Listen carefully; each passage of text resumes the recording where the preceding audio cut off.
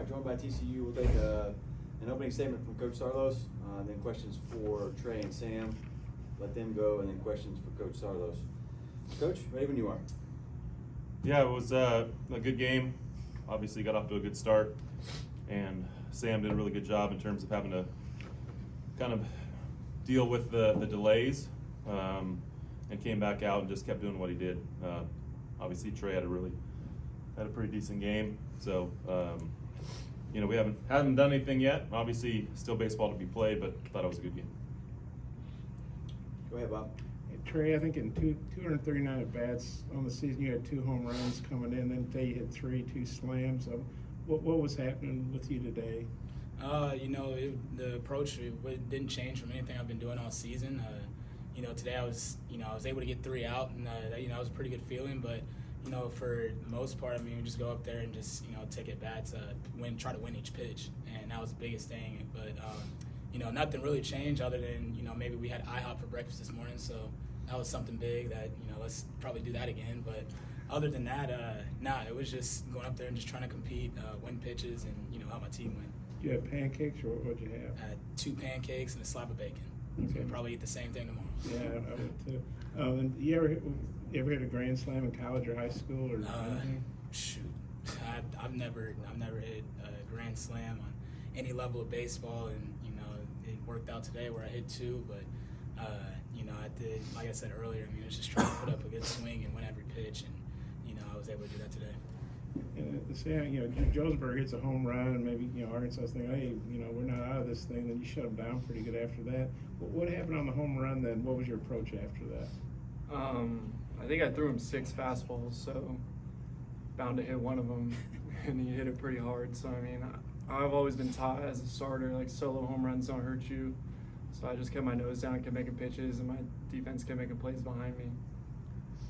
Sam, you faced including the top of the 3rd inning, about an hour and 20-minute, hour and a half break between pitching and innings. What did you do during that delay that kept you ready to go out after the delay?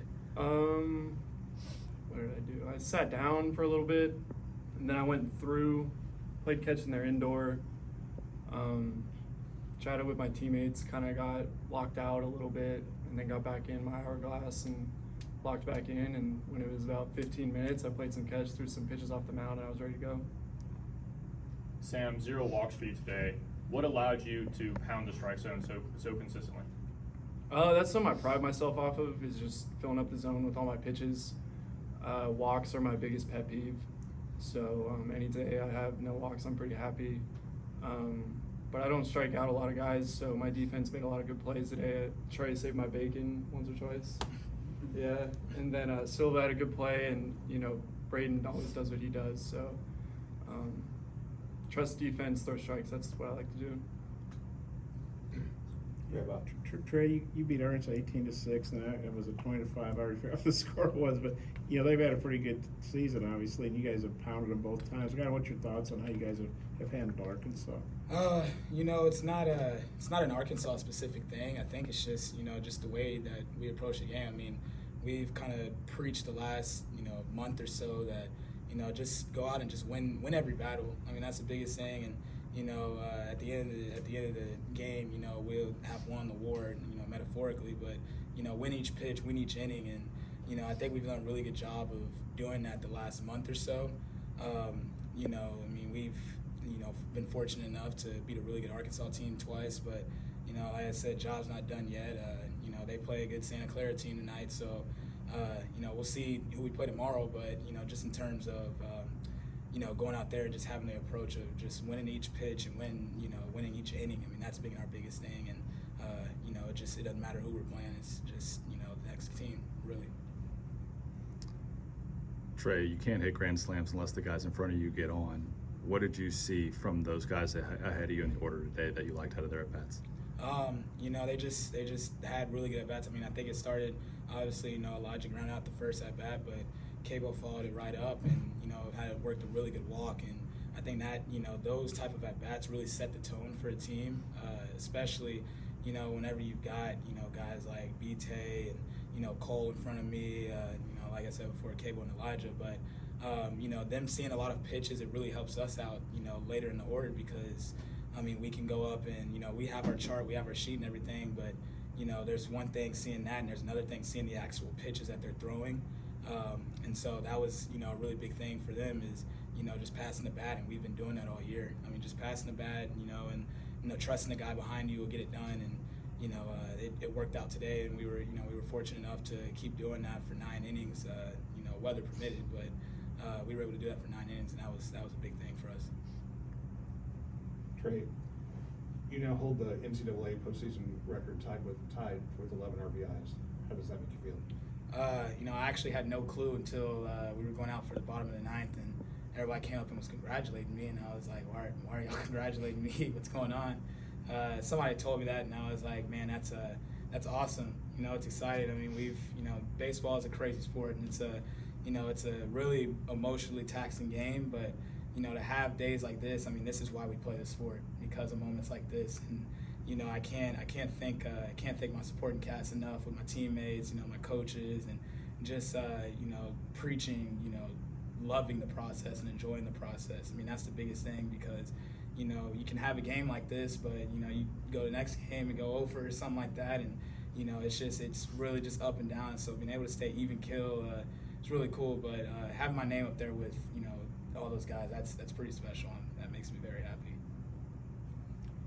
And this is for Trey. Hagen Smith, he's been Arkansas's guy all year, first team All SEC, and you guys obviously jumped on him, and he got a lot of 1-2 hits, fought back from 0-2 counts. What did you see from Hagen, and what was the key to jumping on a guy that's such a good pitcher?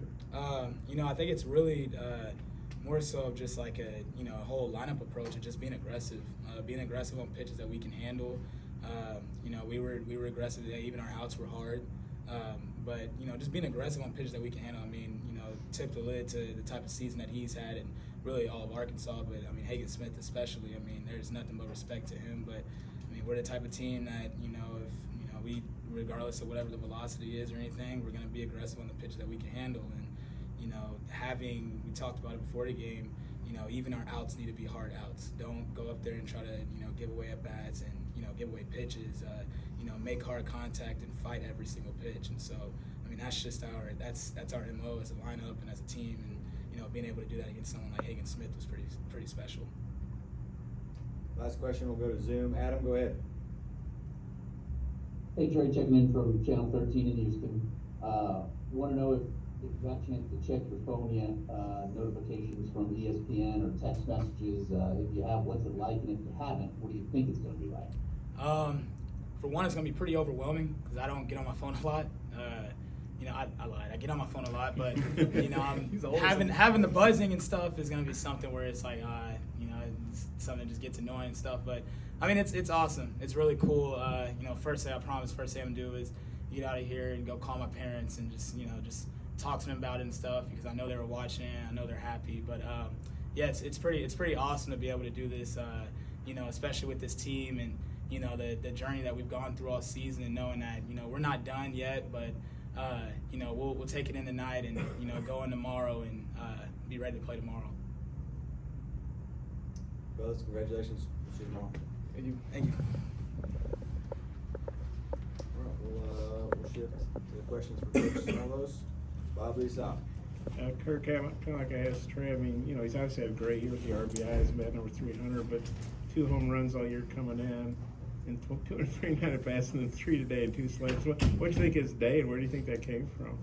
Well, he's hit a ton of balls hard, and the first one I thought had a good chance of getting out, just because I thought he hit it really well, and the next 2 I was a little bit surprised in terms of the ball getting over the fence. I knew he hit it well, but it seemed to be traveling obviously really well this whole weekend to that part of the field. So, I guess he's saving the best for last. Didn't want to get all of his homers out of the way early, and was able to put 3 good swings on it today. And then, the other thing too is, like Sam said, the play that he made, I think I forget what inning it was, but made in a diving play in the hole, to get the leadoff out was huge. And he had a great game all the way around. It was a lot of fun to be around. And Arkansas's obviously had a great year. You guys have pounded them pretty good twice now. What do you think about that? Well, like they said, baseball's a weird sport. you know, there's no rhyme or reason to it. You know, there really isn't. And, you know, what we've been able to do is we've had 2 good games against them. You know, we've had 4 games against some other opponents. If I could figure it out, we'd have great games against everybody. But it's a weird sport, and you never know what you're going to see. And again today, you know, I thought we just obviously getting off to a great start, I think was the difference of you know, letting everybody settle in. And then I think I was most proud of the 9th inning. You know, after having 2 delays and leadoff guy, you know, Carson Bowen gets a 2-strike knock in the 4-hole.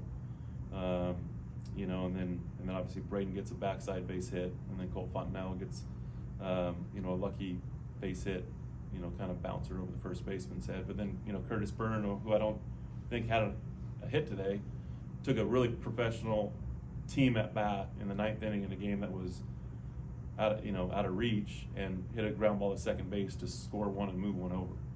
You know, so I thought that was a part of that I was most proud of, was the fact that they didn't give away any at bats in the 9th inning. And, you know, that's what championship clubs do. So I was proud of that. Coach, I asked Sam about this a little bit, but how important was it, how big was it for your club to get him back out on the mound after that first weather delay? Yeah, because after the 2nd inning, I think he had thrown only 29 pitches, so it didn't even cross my mind we were going to go to anybody else. You know, just told him to stay loose and, you know, try and, you know, throw every once in a while so you can keep your arm loose. But I thought with 29 pitches and him being a senior and been around the block multiple times, you know, I thought, you know, he was going to handle it the right way and be able to kind of, like he said, get out of his hourglass and then get back into it once we were 15 minutes out. And, you know, I don't think he skipped a beat. I thought he gave us, you know, it was a humid, warm day, and I thought he gave us literally every last ounce he could give us. And, you know, I think they ran into 3 balls against him, but that's why he started today.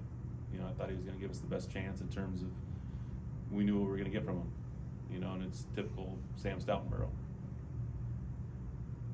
Coach, what do you say to those who just a few weeks ago were saying you wouldn't even make it into the tournament, and today you come out and set an NCAA record with 20 runs?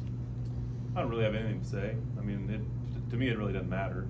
The only thing that really matters is the 35 guys we have in our locker room and our support staff, and, you know, those are the only opinions that matter.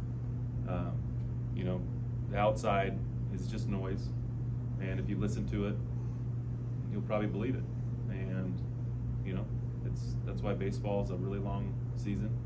You're going to have your ups and your downs, and the big thing is can you have your ups at the tail end of the season, and, you know, give credit to our players in terms of doing that on a daily basis. Even when it wasn't going very good in the middle part of the season, coming home for West Virginia, not feeling great about it, they just kept showing up, kept working, kept believing, and I mean, it says a lot about who they are. Kirk, do you have any idea who you're going to start tomorrow? No, not yet. Okay. We'll have dinner tonight and kind of figure it out. And then I think you guys are 14-1 your last 15 games, 8 in a row. What's been? I know you're a good team, obviously. What's been going so good in this stretch? Well, I think ultimately any run that you go on, it's got to start with starting pitching. And I think our starting pitching has given us an opportunity to, you know, they've gotten us for the most part, you know, deeper into games. Not always, you know, into the 6th or the 7th, but you know, I think that's the start of it. And then I think just the continuity of the offense and playing the type of baseball that Coach Bruce imagined when we started the season. And, you know, he can do a lot of different things with a lot of different guys on our team. But I think the big thing is they're a very selfless group that, you know, if it's not me, it's going to be the guy behind me. I'm not going to try to do too much. And when you have 9 guys thinking that way and operating that way, you have a chance. And, you know, there's 3 facets of the game: offense, defense, and pitching. And I think I said a couple of days ago, if you do 2 out of 3 of those things in a game, you got a good chance to win. And if you do all 3, you're probably going to win. If you do less, if you only do 1 or 0, you're going to lose. So, you know, I think we've played good defense. We've pitched it well enough, and offensively, we've been pretty consistent. Coach, congratulations. Thank you. See you tomorrow. All right.